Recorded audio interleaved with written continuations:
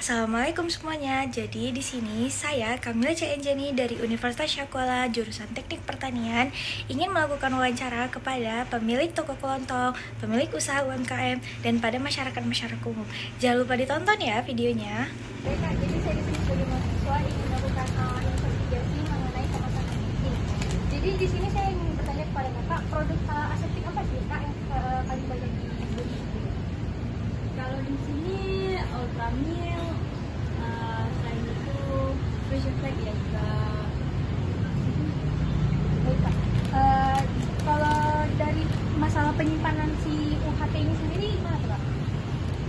Penyimpanannya, Dan permasalahannya lah. kalau Ultramil, kalau misalnya udah BS, udah kadaluarsa dan lewat itu nggak bisa dikembalikan ke salesnya. Jadi kami ya terpaksa buang.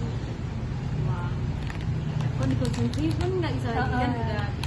Nah, kalau susu lain, kalau misalnya ada MP-nya, kotaknya, kemasannya atau ini, kalau susu lain bisa dikembalikan.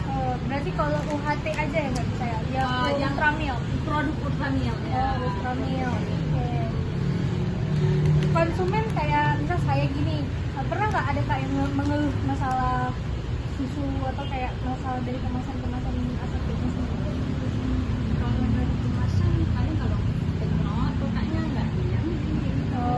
Palingan langsung mereka skip aja Iya, gitu ya. saya nggak ambil yang bagus aja. Kalau berarti ada nggak prosedur dari toko ini yang misal ada produk yang rusak atau yang menggembung kayak gitu dari itu prosedurnya gimana Kak?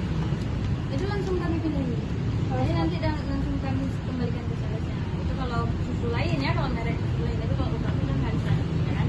Baru aja jadi kami. Oke Kak, makasih ya Kak. Kak, jadi saya sebagai mahasiswa ingin melakukan wawancara pada pelaku usaha UMKM. Jadi pertama saya mau nanya Kak, produk usaha Kakak ini apa aja ya? Ada kacang merah, mata kelapa, kacang hijau. Itu Kakak berarti punya sendiri Kakak? Ya. Berarti Kakak emang pelaku memang yang punya usaha UMKM-nya ya. Jadi sini ada beberapa pertanyaan nih Kak. Yang pertama saya mau menanya kayak gimana sih Kakak cara menentukan kadaluarsa dari produk Kakak itu sendiri? Karena kami belum ada BPOM ya, jadi kami ngetes dulu untuk produknya. Misal coba kita tes dulu sebulan, kayak mana, apa basi ataupun ada aneh rasanya. Pas kami coba tuh nggak ada yang beda gitu. Berarti tahannya tuh kayak 1 bulan kalau kacang itu. 1 bulanan deh Kak. Kan Kakak berarti menggunakan label lah ya di produk. Kakak tahu nggak kalau di menggunakan label tuh dia mempunyai standar gitu? Nggak tahu. Berarti di label itu sendiri mempunyai standarnya Kak. Dia nanti ada namanya, ada kandungan-kandungan apa aja yang digunakan gitu-gitu loh Kak. Yang selanjutnya saya mau nanya nih Kak, Kakak kemasan yang Kakak pakai itu kemasan apa ya? Yang kertas apa ya namanya tuh ya?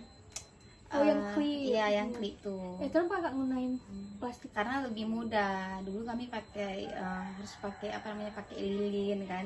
Sekarang udah yang lebih mudah kayak itu, pakai yang kayak gitu. Untuk Kakak menjaga kualitas produk Kakak sendiri itu gimana? Kayak mana ya? Harus bersih yang pertama kan.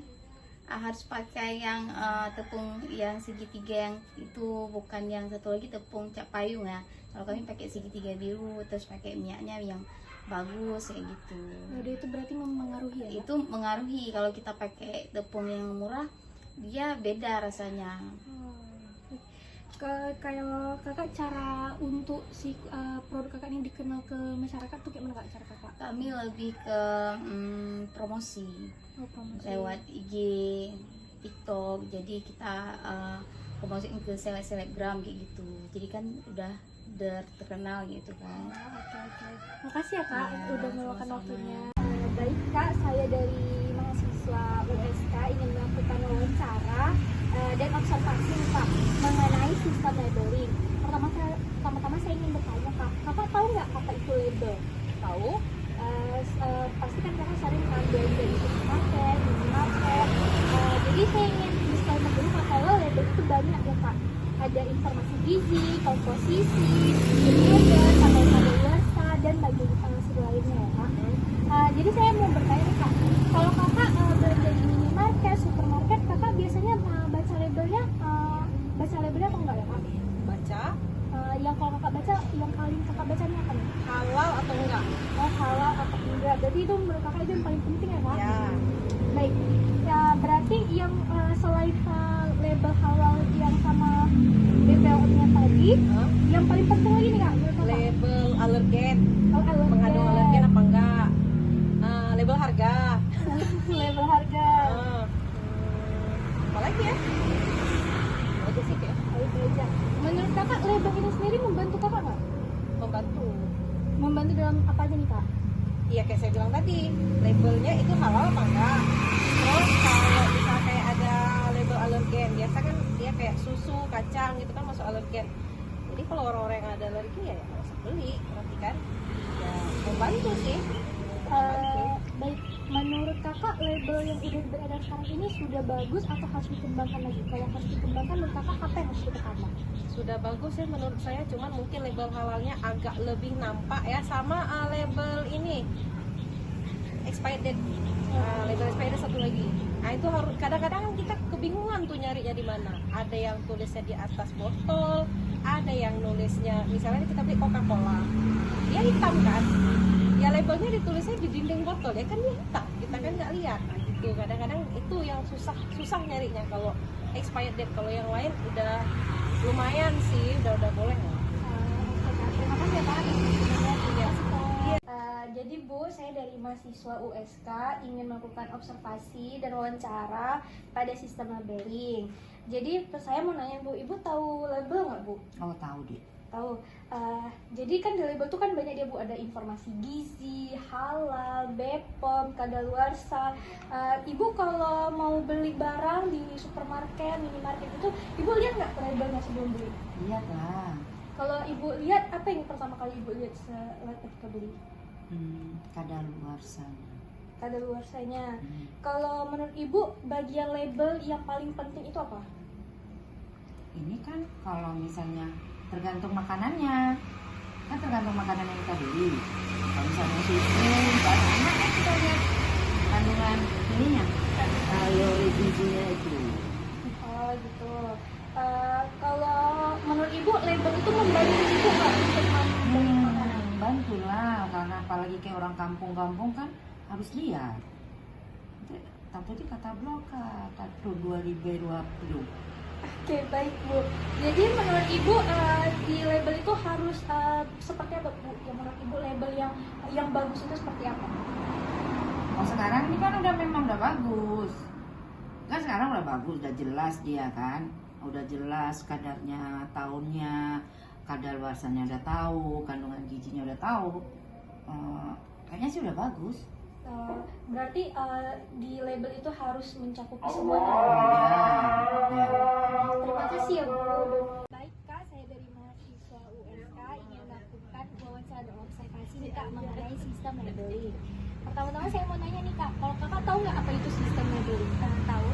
Berarti kakak sering ya melakukan belajar lah ya kak. Menurut kakak apa sih kak alasan utama kakak membaca label ini sendiri? Yang pertama pasti kita tahu produk itu halal apa enggaknya.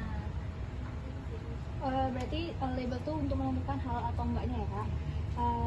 Saya mau nanya lagi nih kak, apakah kakak pernah merasa bingung nih atau salah paham nih mengenai isi dari makanan dengan informasi labelnya? Sejauh ini enggak sih. Belum ya.